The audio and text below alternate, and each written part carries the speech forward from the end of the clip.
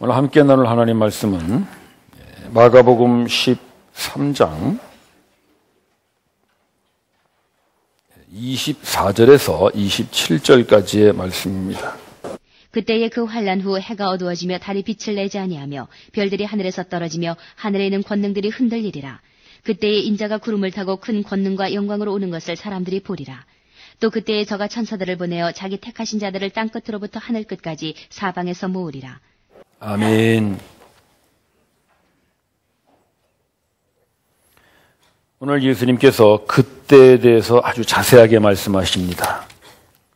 24절에도 그때에 말씀하시고요. 또 26절에도 27절에도 계속해서 그때에 대한 그 상황을 잘 설명하십니다. 자, 이 그때란 도대체 언제를 얘기하는 것인가? 24절에 보시면 그때 그 환란 후에 그렇게 되어 있죠. 그러니까 그때라는 것은 그 환란 후에를 말하는 것입니다. 이 환란이라는 것은 예수님이 계속 지금 경고해 오셨던 예루살렘 성전의 멸망을 뜻합니다. 하나님께서 천지를 창조하신 이후 가장 큰 환란, 전에도 없었고 후에도 없을 것이라고 말씀하신 그 환란, 바로 예루살렘 성전의 멸망입니다. 따라서 이 그때라는 것은 시기적으로 보면 AD 70년 이후 그렇게 볼 수가 있죠. 예루살렘 성전이 멸망한 이후 그때, 그런 말입니다. 근데 이 그때라는 말은 단순한 한 시점을 말하는 것이 아니라 복수형으로 되어 있어요. 영어로는 these days 이렇게 되어 있고, 이 헬라어 원어도 복수를 쓰고 있어요. 그러니까 그 날들 또는 그 시절들, 그 시대들, 뭐 이렇게 볼 수가 있습니다. 즉, 이 그때라는 것은 예루살렘 성전이 멸망한 그 즈음뿐만이 아니라 그 이후에도 계속하여 포함되어지는 그때라는 것이죠. 훨씬 더 범위가 넓습니다. 그때, 그 시대, 그런 말이죠. 그래서 짧게 보면 제자들이 살던 그때라고 볼 수가 있고요. AD 70년 이후에도 요한 사도 같은 사람은 살았죠. 제자들이 살던 시대라고 볼 수 있고, 또 조금 멀리 보면 이제 그 이후부터 계속 이어지는 그 초대교회 시대, 그 초대교회 성도들, 그들이 그때를 살던 사람들입니다. 그리고 좀 더 멀리 보면 오늘을 사는 우리들도 그때를 사는 사람들이라고 볼 수가 있어요. 어쩌면 우리 다음 세대들, 예수님이 오시기 전까지 살아가는 우리 다음 세대들도 그때를 함께 사는 동시대의 사람들이라고 볼 수가 있겠죠. 그때입니다. 동시대를 같이 산다는 것은 살아온 환경과 배경이 다 달라도 무언가 같은 시대를 살아왔음에 따른 그런 동질감을 느끼게 돼요. 친밀감이랄까? 어떤 좀 우리 시대를 살아온 사람들의 그런 끈끈한 그런 그 애정 같은 것이 있죠. 저는 그 7080 시대의 젊은 시절을 보냈어요. 그래서 저는 저거 비슷한 시대를 사신 분들을 만나면은 무언가 이렇게 좀 끌리는 게 있어요. 가까운 걸 느껴져요. 그래서 만나서 얘기해 보면 금방 통해요. 저희 때는 주로 다 청바지를 입고 다녔거든요. 청바지, 통기타, 7080 시대를 지내고 기타를 안 쳐본 사람이 없을 거예요. 다 그땐 쳤죠. 잘 치건 못 치건 간에. 장발족 이런 거. 아마 7080 시대를 지내면서 장발족으로 걸려서 머리 안 깎여본 사람도 뭐 별로 없지 않을까 싶습니다. 저도 한번 깎였어요. 길 가는데 그냥 밤에 탁 이렇게 누가 잡더라고. 그러니까 순경이야. 무조건 끌고 가더니 파출소에서 머리를 깎더라고. 근데 그것도 그냥 잘 깎아주는 것이 아니라 막 그 바리깡이라 그러죠. 거기 막 콱콱콱 해가지고 아주 머리를 흉하게 만들어가지고 제가 그 다음날 가서 빡빡 깎은 적이 있습니다. 우리 7080 시대의 어떤 그런 추억이라고 해야 될까요? 동시대를 같이 지냈던 그런 아픔이라고 해야 될까요? 그런 것이죠. 또 7080 같이 지낸 분들 뭐 좀 생각나는 거 없어요? 우리 같은 동시대를 살던 분들. 별들의 고향 기억나시죠? 경아. 그때는 여자들 이름이 다 경아야. 물어보면 이름이 뭐예요? 그러면 경아예요. 우린 또 그러지. 경아, 오랜만이야. 유명한 대사예요. 별들의 고향에 경아, 오랜만이야. 아침 이슬. 그 노래도 안 불러본 사람 없죠. 그런 것들이 어떤 동시대를 살았다는 데 대한 그런 공통점. 그래서 서로가 서로에 대한 친밀감을 느끼고 이해가 되고 더 나아가서는 위로가 되는 그런 동시대의 시절들, 그런 게 있는 것 같습니다. 예수님이 오늘 그때라는 걸 말씀하시는 것이 어떤 그런 예수님의 마음이 있지 않을까 싶어요. 그때를 함께 넘어가야 되는 사람들, 제자들, 초대교회 성도들, 그리고 오늘을 사는 우리들까지도 다 포함한 그때를 살아야 되는 예수님의 사람들, 그들을 향해서 예수님이 말씀하십니다. 그때 도대체 무슨 일이 있는가? 자, 24절 보시면 그때 그 환난 후에 하늘에 해가 어두워지고 달이 빛을 잃고, 25절에 계속 보시면 별이 떨어지고 권능이 사라지리라. 예수님의 말씀이세요. 지난주에도 말씀드렸지만 예수님의 예언은 혼자 그냥 깊이 생각하고 기도해서 하는 것이 아니라 모두 다 구약의 말씀을 근거로 하신다 그랬죠. 이 말씀도 예수님이 혼자 만들어낸 말씀이 아니라 구약에 기록되어져 있는 예언의 말씀을 예수님이 다시 인용 반복하시는 것입니다.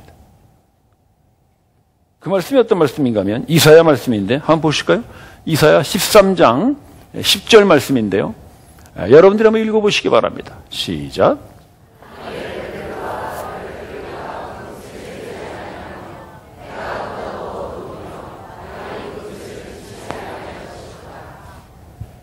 예수님 말씀과 똑같은 경고의 말씀입니다.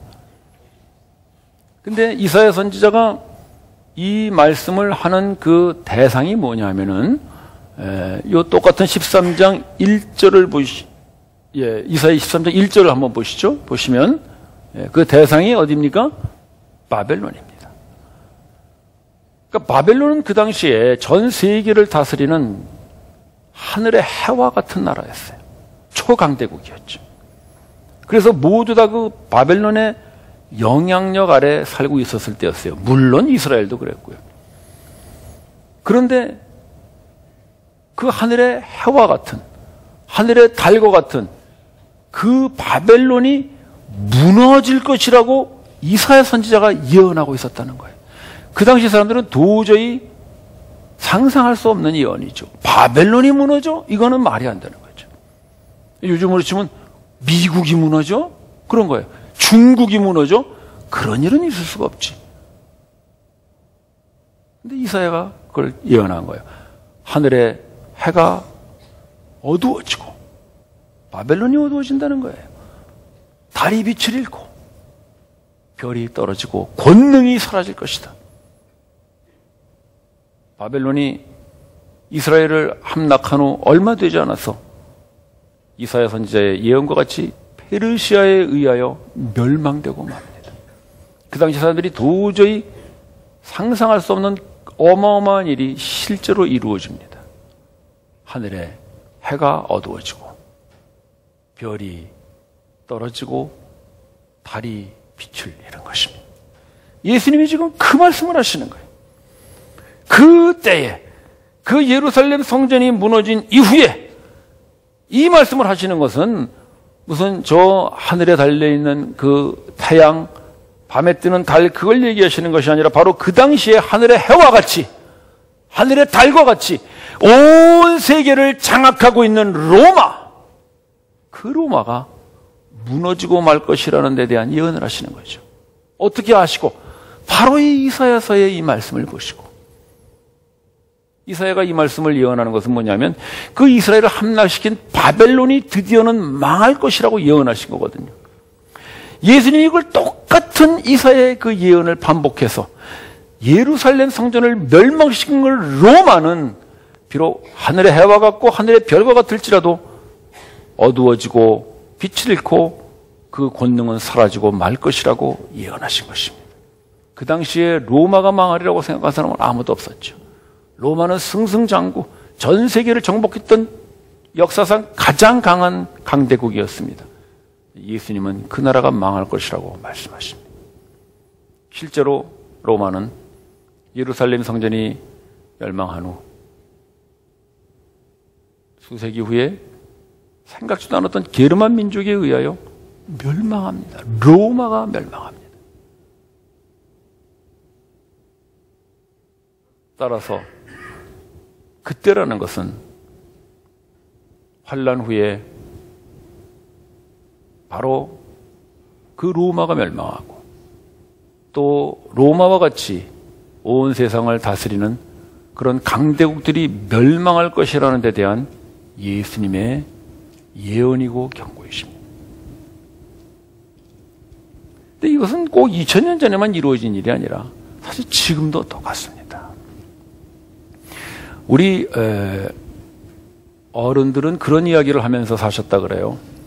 미국 사람 믿지 말고 소련 사람 속지 말라. 일본 사람 일어난다. 조선 사람 조심해라. 네, 저도 어렸을 때 그런 얘기를 많이 들었는데 나이 드신 분들은 아마 그런 이야기들 많이 하셨을 거예요. 우리 구한말 시대에 우리나라를 에워싼 그 많은 강대국들이 우리에게 위협과 공격으로 들어올 때 이 자그마한 우리나라를 어떻게 지켜갈 것인가, 우리 민족들이 참 그렇게 외웠던 그런 말들이라 그래요. 그 당시에 강대국들이었죠. 근데 여러분 어떻습니까? 소련 없어졌어요. 붕괴돼 버렸어요. 소련이 없어질 것이라고는 아무도 생각하지 못했죠. 일본, 아시아 전체를 먹을 듯 그렇게 일어나던 일본, 패전국으로 끝나고 말았습니다. 미국도 혹시 사라지지 않을지 모르겠어요. G2, 미국과 중국 그렇게 얘기하잖아요. 앞으로는 아마 중국이 더 앞서서 G1 시대가 될 것이다. 그렇게 전문가들이 내다보기도 해요. 미국이 어두워질 것이라고는 아무도 상상하지 못하겠죠. 중국인들 그렇지 않겠어요? 그러다 예수님 말씀하시는 거예요. 하늘에 해가 어두워지고 달이 빛을 잃고 별이 떨어지고 권능이 사라질 것이다. 그게 그때라는 거예요. 그때 2000년 전뿐만 아니라 지금도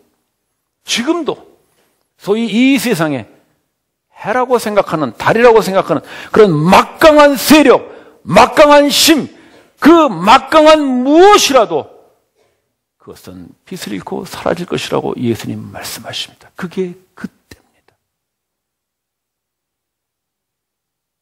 우리가 뭐 멀리 강대국까지 볼 것 없이 아주 가까운 우리들을 이렇게 지배하고 있는, 우리들에게 그런 하늘의 해와 같이, 하늘의 별과 같이 큰 영향력을 미치는 그런 것들 많지요. 돈, 권력, 지위, 자리, 백그라운드, 인맥, 학맥, 이런 것들 우리에게는 강대국만큼이나 큰 세력들입니다. 그러나 형제자매 여러분, 오늘 예수님의 말씀을 기억하십시오. 그때에는, 예루살렘 성전이 무너진 이후인 그때에는 그것들이 빛을 잃습니다. 그것들이 어두워질 것입니다. 여러분들이 행여 빛이라고 의지하고 싶고 빛이라고 믿고 싶은 아마 저 사람만은 절대로 무너지지 않을 거라고 믿는 그 사람, 아마 이 회사만은 절대로 망하지 않을 거야라고 생각하는 그 회사, 여러분들이 기대하고 바라보는 그 어떠한 것, 어떤 지위, 어떤 권력, 어떤 명예, 어떤 세력도 그때에는 빛을 잃고 어두워지고 떨어지고 권능을 잃고 말 것입니다. 그것이 바로 그때입니다. 바로 우리가 살고 있는 그때입니다. 따라서 그때를 사는 성도란 과연 무엇을 진정한 빛으로 보고 따라 살아야 할 것인가? 그걸 예수님이 오늘 말씀하시는 것입니다. 26절 말씀을 보십시다. 그때 인자가 구름을 타고 오는 것을 모든 사람들이 보리라. 이 말씀도 역시 구약에 나타난 그 예언의 말씀을 예수님이 인용하시는 것인데, 한번 볼까요? 다니엘서 말씀인데 한번 봅시다. 다니엘서. 예. 인자 같은 이가 구름 타고 오셔서 권능과 영광을 세우십니다. 바로 이 다니엘서의 말씀입니다.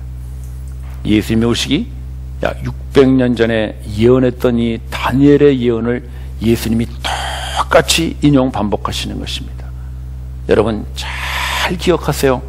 예언이란 기록되어진 말씀을 다시 인용 반복하는 것입니다.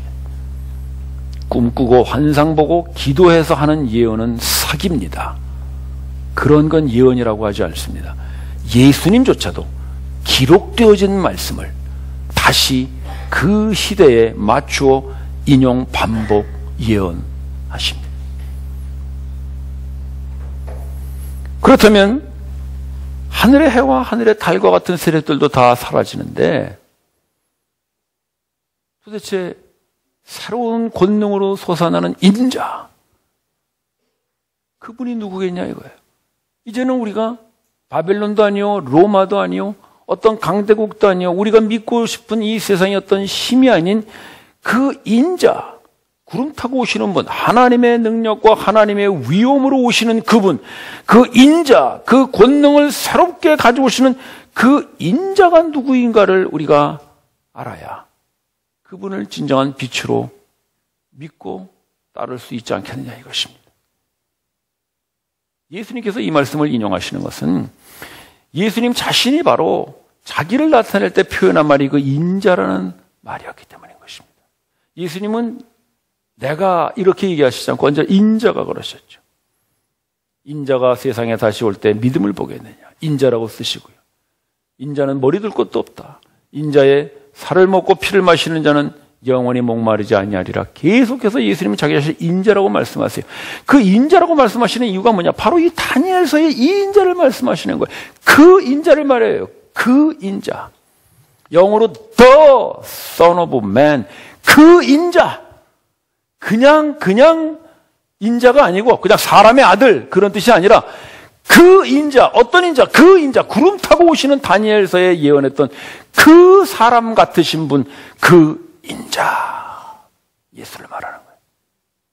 따라서 인자가 구름 타고 오리라. 언제? 그때 예루살렘 성전이 멸망한 그 후에 인자가 구름 타고 오시라는 그 인자는 누구냐면 바로 예수님을 말하는 거예요. 예수님. 그래서 세상의 세력, 세상의 빛은 사라져도 예수님의 권능, 이 예수님의 새로운 능력은 솟아나고 영원할 것이라고 말씀하시는 것입니다. 따라서 그때를 사는 사람들은 두 가지를 항상 분별하게 됩니다. 첫째는 세상의 세력은 몰락해가고 있고 예수님의 권능은 새롭게 솟아나고 있구나. 이것이 그때를 살아가는 사람들의 공통적인 화제인 것입니다. 마치 7080 시대를 살아간 사람들이 청바지를 이야기하고 통기타를 이야기하고 장발족을 얘기하듯 그때를 사는 사람, 그때가 언제인지를 알고 사는 성도는 만나면 만날 때마다 하는 얘기가 세상의 빛은 몰락돼 가고 있고 예수님의 권능은 솟아나고 있어. 그걸 이야기하라는 것입니다. 그걸 모여서 확인하고 그걸 모여서 항상 증거하라는 것이죠. 그것이 그때입니다. 그게 바로 동시대를 살아가는 사람들의 그때의 동질감이며 친밀감이며 우리의 같은 생각입니다. 문제는 그게 쉽지 않다는 거예요. 분명히 예수님이 이렇게 말씀하셨으니까 지금 이 시대, 우리가 살아가고 있는 이 시대는 그때의 상황인데, 근데 우리는 만나서 세상의 빛이 몰락해가는 것을 얘기하는 것이 아니라 아직도 몰락해가는 그 세상의 빛이 따갑고 매서워서 두렵다는 거예요. 우리는 모여서 지금 세상의 빛이 몰락해가고 있기 때문에 솟아나는 그 예수 그리스도의 권능을 바라보고 살아야 된다고 하는데 우리는 만나면 우리의 현실이 그렇지가 않으니까 예수님 말씀하신 그때를 나누지를 못하고 자꾸만 그 서산 넘어가는 그 해의 마지막 빛이 두렵게 느껴지고 그 해의 그림자가 두렵게 느껴져서 우리는 자꾸 그때의 시절을 잊어버리고 사는 거예요. 그래서 예수님께서 다시 한번 그때를 설명하시는데 그것이 27절 말씀입니다. 27절 말씀에 보시면 또 그때 그러셨어요. 그때 뭐라고 그랬어요? 천사들을 보내어 하늘과 땅 끝에서 하나님의 백성들을 불러 모으리라 하십니다. 이 그때의 예언 또한 구약의 말씀을 인용하시는 것이죠. 이사야서 말씀을 인용하시는데 이사야서 34장 말씀이죠. 네. 맞나요? 11장 말씀인가요? 아, 네네. 죄송합니다. 네, 이사야서 11장 12절 말씀이군요. 네. 자, 여기 보시면은 똑같은 말씀을 하시죠. 이스라엘의 사람들을 불러 모으시고 유다의 사람들을 불러 모으시고 하늘과 땅 끝에서부터 하나님께서 불러 모으십니다. 예수님이 지금 이 말씀을 똑같이 인용하세요. 그때 하늘과 땅 끝에서 불러 모으세요. 근데 불러 모아서 뭘 하냐 하면 이 이사야서 11장은 하나님의 나라가 완성되어질 때를 그리는 아주 대표적인 장입니다. 그 한 절을 제가 보여드리겠는데요. 11장 6절을 한번 보여주시죠. 네. 같은 11장인데 그때에는 어떤 일이 벌어지느냐. 이리가 어린 양과 함께 있고요. 표범이 어린 염소와 함께 있고 사자가 송아지와 함께 있고 어린아이가 그 사자와 송아지를 이끄는 그런 세상이 될 것이라는 겁니다. 즉 하나님의 나라의 완성을 보여주는 거예요. 그 하나님의 나라의 완성이 어떤 세상입니까? 평등의 세상이 이루어지는 거예요. 이리와 어린 양이 함께 있어요. 세상에서 일반 세상에서 도저히 있을 수 없는 일이죠. 표범과 어린 염소가 함께 있어요. 그러나 하나님의 나라가 이루어지면 이리와 어린 양이 표범과 어린 염소가 도저히 같이 있을 수 없는 그들이 함께 평등하게 평화를 누리며 사는 사회가 이루어질 것이다. 하나님의 나라가 이루어질 것이라는 거예요. 그거를 이루기 위해서 하나님께서 하늘 끝과 땅 끝에서 사람들을 불러 모으시는 거예요. 예수님 지금 그 얘기하시는 거예요. 그때에는 예루살렘 성전이 무너진 다음 그때에는 천사들을 보내서 하늘 끝과 땅 끝에서 하나님의 사람들을 불러 모아 바로 이런 세상을 만드시겠다는 거예요. 여러분, 이리와 어린 양이 함께 있고 표범과 어린 염소가 함께 있는 그런 곳 어디 있나요?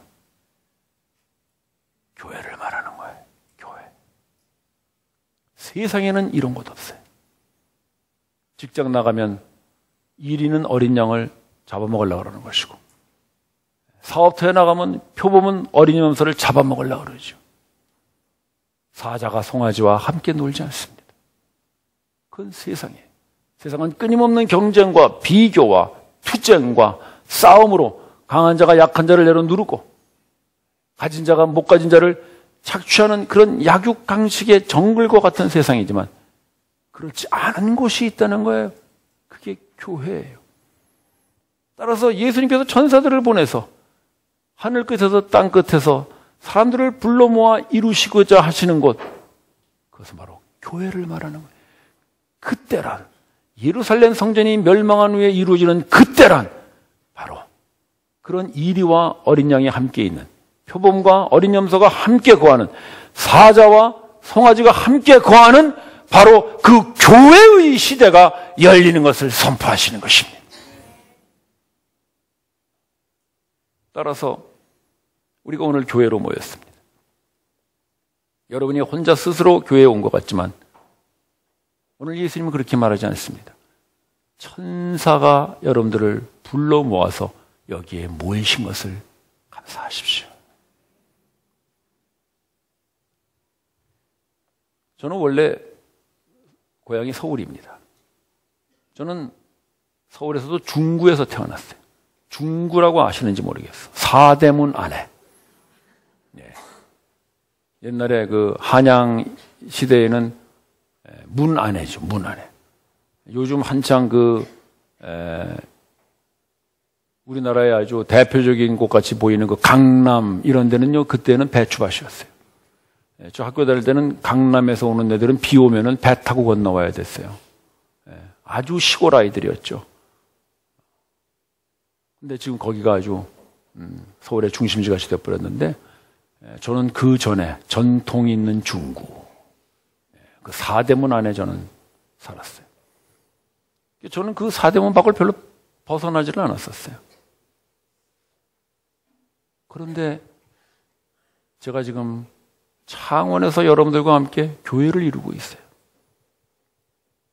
누가 불렀어요? 천사들이 부른 줄을 믿습니다. 여러분, 저를 우습게 보지 마세요. 저는 천사가 불러서 여기 와서 여러분들과 함께 교회를 이룬 사람이에요. 저뿐만이 아니고 여러분도 그래요. 전국 방방곡곡에서, 강원도에서 오신 분들 계시죠. 제주도에서 오신 분도 계셔. 제가 알아요. 저 전라도에서 오신 분도 계시고, 충청도에서 오신 분도 계시고, 우리는 또 저 외국에서 오신 분들도 우리 함께 교회를 이루고 있습니다. 하늘 끝에서, 땅 끝에서 하나님께서 천사를 보내어 불러 모으세요. 뭐 하려고? 교회를 이루려고. 교회를 이루어서 뭐 하려고요? 이런 평등의 사회를 만들려고. 이리와 어린 양이 함께 있고, 표범과 어린 연소가 함께 있고, 사자와 송아지가 함께 있는 곳, 이 세상에서는 도저히 찾아볼 수 없는 그런 곳, 교회를 이루시려고 예수님이 천사들을 불러 우리를 모으셨어요. 그래서 우리는 이 교회 안에서 그때를 이야기하는 거예요. 그때를. 세상의 빛은 몰락해 가고 있고, 예수님의 그 빛이, 그 권능이 지금 이렇게 점점 솟아오르고 있다는 것을 우리는 끊임없이 확인하고, 끊임없이 점검하고, 끊임없이 증거하는 거예요. 그게 교회예요. 우리는 서로 모여서 혼자서 그때를 지켜간다는 것이 너무 힘들다는 걸 고백하는 것입니다. 내가 분명히 예수님 말씀을 듣고 알긴 아는데 아직도 그 어두워져가는 그 한 줄기 빛도 나는 너무나 따갑고 두렵다. 그걸 얘기하는 곳이 교회예요. 그러면 그 얘기를 듣는 형제가 너도 그러냐? 사실은 나도 그렇다. 나도 힘들다. 나도 그 얼마 남지 않은 그 어두워져가는 그 빛이 너무 따갑다. 그래서 내가 이 밀짚 모자라도 쓰고 있으니 너 이거라도 좀 써보겠느냐라고 건네주는 것이 교회라고 예수님이 말씀하시는 것입니다. 따라서 우리 기독교 신앙은 혼자 살아가는 것이 아닙니다. 왜냐하면 그때는 혼자 살아갈 수 없습니다. 그때는 그때의 시대를 살아가는 사람들이 함께 위로하고 격려하고 붙잡아주면서 함께 살아가야 되는 시대입니다. 우리 7080 시대를 다 그렇게 살아왔죠. 다들 어려웠죠. 다들 힘들었고요. 그러나 함께 위로하고 격려하면서 우리가 그 시대를 넘어 여기까지 왔듯이 예수님은 우리에게 그때를 지금 그렇게 견디고 살라는 것입니다. 그래서 우리들을 불러 모아서 교회를 이루게 하시고 모이면 그때가 언제인가를 확인하게 하십니다. 아직도 하늘에 해가 떠 있는 줄 알고 그것을 빛으로 쫓아가는 형제가 있다면 그렇지 않다고 이야기해주고, 아직도 예수님의 그 권능이 이렇게 강력하게 솟아나고 있는데 그걸 보지 못하고 있는 자매가 있다면 그거를 보여주는 것, 그것이 그때를 함께 넘어가야 되는 그때의 성도들이 모이는 곳, 교회입니다.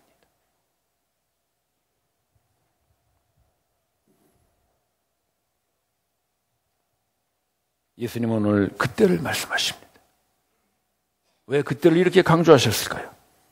그것은 바로 그때를 살아가는 우리들이 그때를 잘 분별해서 그때의 마지막이 될 그때의 그 끝, 바로 주님께서 다시 오실 그날까지 그때를 잘 분별하여 인내해서 드디어는 모두들 그때를 잘 통과하라고 오늘 우리를 불러 모아 교회를 이루어 그때를 이겨가라고 말씀하십니다. 형제자매 여러분, 우리는 그런 의미에서 그때를 같이 살아가는 동시대의 사람들입니다. 예수님의 제자들과 초대교회 성도들 뿐만 아니라 우리도 그때를 분별하여 살아가는 그런 지혜로운 그때의 성도들이 되기를 주님의 이름으로 축원합니다. 기도드리십시다.